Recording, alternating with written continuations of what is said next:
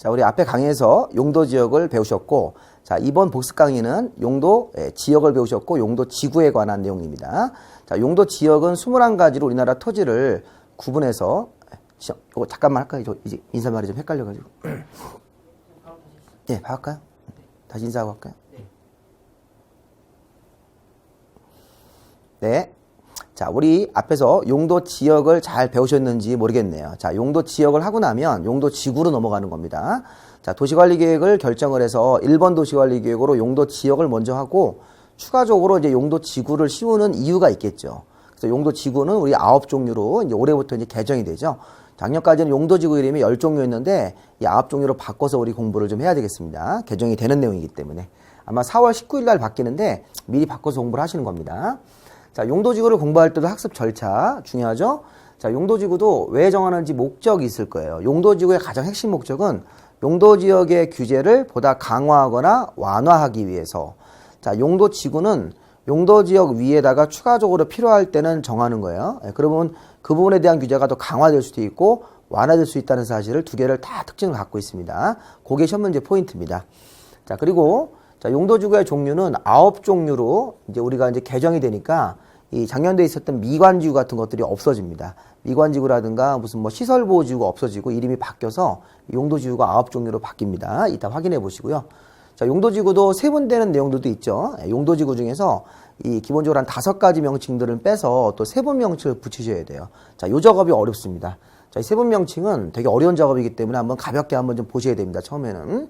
나중에 이제 3월달, 우리 5월달 되면 또 반복해서 보실 거고요.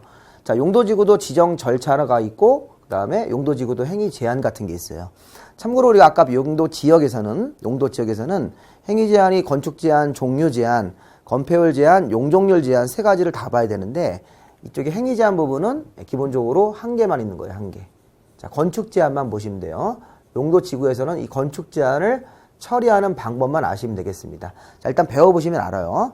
자, 우리 머릿속에 용도지구 제목에서 첫 번째 왜 지정하는 건지, 용도지구의 기본 종류 9종류, 또 9종류 중에서 일부는 또 세분 명칭으로 갈라집니다. 자, 용도지구를 지정하는 절차와 행위 제한이라는 형식을 잘 머릿속에 익혀두셔야 돼요. 이게 공부의 틀입니다. 여기다가 세부적인 내용들을 이제 보시죠. 자, 용도지구를 정하는 목적은 용도지역의 제한. 자, 우리 앞에서 용도지역 행위 제한 뭐 배웠어요? 건축 제한, 건폐율 제한, 용적률 제한을 배운 거예요. 자, 용도지역에서 배운 제한을 보다 강화도 하고 완화하는 그런 특징을 갖고 있다는 거예요. 이따가 배우실 건데 취락지구 같은 거, 취락지구나 개발진흥지구, 이 복합용도지구 요 3가지 용도지구 이름이 있는데 취락지구, 개발진흥지구, 복합용도지구는 규제를 완화하는 특징이 있습니다. 얘네들은 완화하는 특징이 있으니까 이런 것들, 뭐 나머지는 기본적으로 규제를 강화한다고 생각하시면 되겠습니다. 자, 우리 시험 문제에서 자, 용도지구는 용도지역의 제한을 강화만 하기 위해서 정한다. 이게 시험 문제 형식이었습니다. 자, 강화 또는 완화 목적입니다. 그래서 용도지역의 제한을 강화, 완화해서 용도지역 기능을 증진하고, 자, 특별히 이렇게 뭐 경관이나 안전 같은 것들을 특별히 도모하기 위해서 정한다. 자, 그리고 용도지구는 한 필지에 서로 중복이 가능하죠? 용도지구는 중복지정이 가능합니다. 자, 용도지역과 차이점이 있었어요. 용도지구는 중복 지정이 가능하다. 이렇게 한 필지에 뭐 경관지구를 정하고 방화지구를 추가적으로 또 덮을 수도 있다는 거예요. 한 필지 토지 위에. 자, 용도지역은 하나의 용도지역 명칭만 들어가야 되는데 지구는 중복이 가능하다. 자, 두 번째 우리 주제. 자, 용도지구 종류는 기본 9종류가 있는 것입니다. 자, 우리 작년도까지는 10종류인데 올해는 9종류로 나눠서, 자, 기본적으로 우리가 뭐 경관을 보존하기 위해서 효율적이고 복합적인 토지형을 위해서 특정 시설의 입지를 완화하는 거. 여기서 아까 제가 이 복합 용도지구하고 그 다음에 여기 취락지구하고 요 개발진흥지구가 규제를 완화하는 특징이 있는 겁니다. 자, 그러면 중요한 건 여러분들 공부를 하실 때 요 세부적인 목적도 한 번씩은 읽어봐야 되지만 일단 기본적으로 우리 처음에는 이름을 먼저 외우셔야 돼요. 자, 우리 외우실 때 여기 보세요. 경보기가 이렇게 앞글자를 따서 경보기가, 우리 사람 이름에 경보기라는 사람이 있었다. 경보기가 우리 중개사 시험을 보고 이렇게 보고, 자, 우리 경보기가 우리 중개사 시험을 보고 시험을 잘 봐서 술 한잔 먹고 취해서 지나가는 강아지 개한테 이렇게 취해서 강아지 개에게 자, 특별히 빵을 사줬다. 이렇게 요거 방제 방화인데 우리가 그냥 이렇게 외우기 위해서 요런 것. 자, 취해서 지나가는 강아지 개한테 특별히 빵을 사줬다. 이렇게 방화지구하고 방제지구. 이렇게 한번 외워보시는 거예요. 경복이가 시험 보고, 자, 취해서, 자, 개한테 특별히 빵을 사줬다. 이렇게 해서 한번 9종류 이름을 한번 외워보시는 거로 하겠습니다. 뭐 이상한 암기법인데, 여러분들 더 좋은 방법을 개발하시면 그 방법을 쓰셔도 되고, 뭐 제가 하시는 게 그냥 나으시면, 뭐 받아들일 수 있으시면 받아들이셔가지고 하시면 되겠습니다. 뭐 이름을 여러 가지 형태로 외우는 건데, 우리 작년도에는 뭐 경관지구, 미관지구로 시작해서 경미가 이렇게 시작했는데, 올해부터는 경복이로 가셔야 돼요. 자, 그래서 이렇게 이런 경관의 보호, 그 다음에 요거는 특정 시설의 입지를 완화하는 지구, 그 다음에 이제 이 보호지구라는 게 문화재라든가 이러한 중요한 시설물, 이런 중요시설물 같은 것들이 있습니다. 항만이라든가 공항 같은 거, 또는 뭐 군사시설 같은 것들, 또 생태계, 야생동식물, 서식처 이런 것들을 보호하기 위한 보호지구. 이게 작년까지는 보존지구였었어요. 이름이 바뀌었습니다. 이게 시설보호지구에서 이게 보호지구로 이름이 바뀌었으니까 우리 이런 부분들 한번 추가적으로 한번 보시고요. 자, 고도지구 건물의 최고 한도를 규제. 이런 것들도 좀 개정된 사항이죠. 추락지구, 녹지지역, 관리지역, 농림자연 같은 시골 지역에다가 또는 개발제한구역 같은 이 도심 외곽 쪽에다가 낡은 주택들을 철거하고 새로운 주택 사업을 해주는 그런 추락지구 사업. 자, 주거나 상업이나 공업, 유통 같은 어떤 특정 기능 하나를 골라서 집중적으로 개발하는 지구. 그 다음에 청소년 유해시설.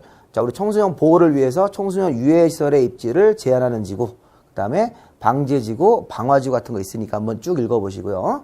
자, 용도지구는 9종류가 있는데, 자, 그 다음을 잘 보세요. 자, 그 다음 건 조금 어려운데, 우리 좀 심플하게 한번 가보겠습니다.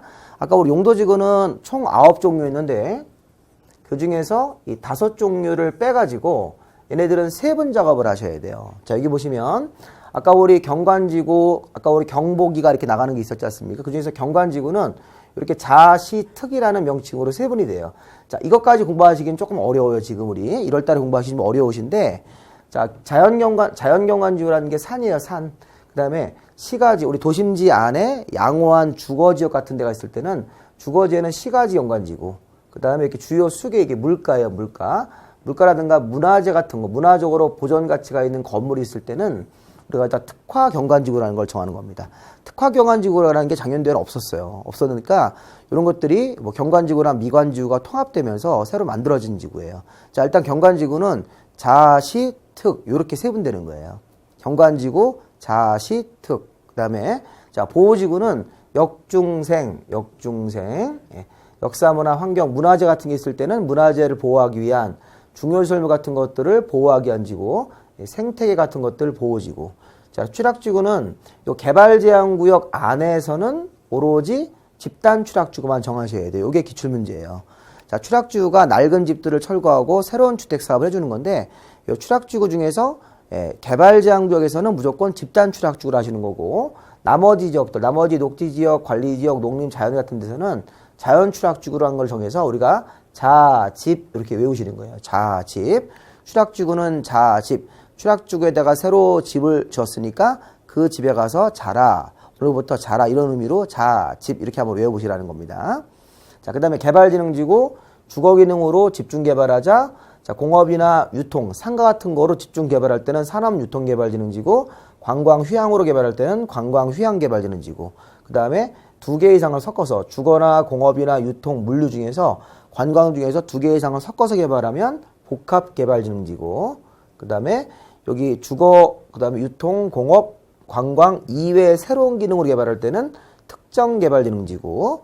자, 외우실 때 주산, 자, 관복이의 주산은 관복이라는 사람의 특기다 이렇게 외우는 거예요. 자, 지금은 많이 우리 안 하시지만 우리 예전에는 주산 같은 거 많이 했잖아요. 주산은 관복이의 특기다 이렇게 한번 외워보시라는 거예요. 추락지구는 자집, 그 다음에 개발지능지구는 주산, 관복, 특. 그래서 우리 예전에 산업유통개발지능지구는 우리 앞에 도시관리계획 3강 할 때 주민들이 제한할 수 있는 용도지구에도 해당이 되는 거니까 산업유통개발지능지구는 앞에서 한번 살짝 나왔죠. 주민들이 제한할 수 있다. 산업유통개발지능지구를 정해달라고 도시관리계획 2반을 제한할 수 있다. 그래서 주산, 관복, 특. 자, 방제지구는 우리 도심지 안에서는 시가지 방제지구 하는 거고, 자, 도심 외곽 쪽에 나가서 이런 산사태 우려 같은 게 있을 때는 해안변이라든가 이런 것들은 우리 그 자연방제지구라는 걸 하는 거죠. 자, 방제지구는 자시, 이렇게, 자시. 자, 그래서 경관지구는 자시특, 보호지구는 역중생, 추락지구는 새로운 집을 졌으니까 오늘부터 자라, 자집. 그 다음에 개발진흥지구는 주산학원 원장 이름이 관복이에요, 관복이. 주산 관복이의 특기다. 그 다음에 방제지구는 자시 이렇게 하셔서 조금 한번 살짝 보신 거고, 이런 부분들을 보시면서 일단은 우리 1월 달에 한번 구경을 한번 해보셔야 돼요. 자, 근데 흐름은 이런 거죠. 자, 용도지구는 전체 종류가 9종류가 있다. 근데 그 중에서 5종류를 별도로 빼내서 이런 식의 자시특, 역중생, 자집, 주산, 관복특, 그 다음에 자시라는 이렇게 세분명칭으로 나눠야 되는 겁니다. 그럼 나머지 4종류는 세분되는 게 아니라는 거잖아요. 그런 부분도 한번 생각을 해보시고, 자, 요 밑에 참고로 좀 어려운 게 있는데, 자, 지금 대통령령으로 우리가 이제 우리 법규, 자, 법률 밑에 있는 대통령령으로 이렇게 5종류를 세분을 했는데, 자, 이런 대통령령 말고 조례, 자, 우리 서울시 조례 아니면 뭐 또 경기도 뭐 서울시라든가 아니면 뭐 부산광역시 같은 조례가 있어요. 이런 조례에 의해서도 이게 시도나 이 대도시의 조례를 가지고도 추가적으로 경관지구를 세분할 수 있고, 그 다음에 중요시설물 보호지구 이런 것들, 보호지구 중에서 중요시설물 보호지구라든가 특정용도 제한지구를 추가적으로 조례로 세분할 수가 있습니다. 조례로 세분하는 것은 참고로 보시고 일단 대통령령으로 세분하는 것 5종류만 잘 좀 한번 보시기 바랍니다. 자, 그 다음 주제는 용도지구도, 용도지구죠, 지구. 요즘 오타가 있네요. 용도지구의 지정 절차도 원칙적으로 도시관리계획을 결정해서 용도지구를 정하는 게 원칙인데, 자, 예외가 없어요. 자, 예외가 없다는 말이 무슨 말인가요? 자, 우리 용도지역에서는 예외가 있었죠? 자, 용도지역에서는 도시관리계획 결정하지 않아도 공유수면 매립지가 이웃용도지역으로 지정된 것으로 본다라는 예외가 있었는데, 용도지구에서는 항상 도시관리계획을 결정을 해서 용도지구를 지정을 해주셔야 되는 거예요.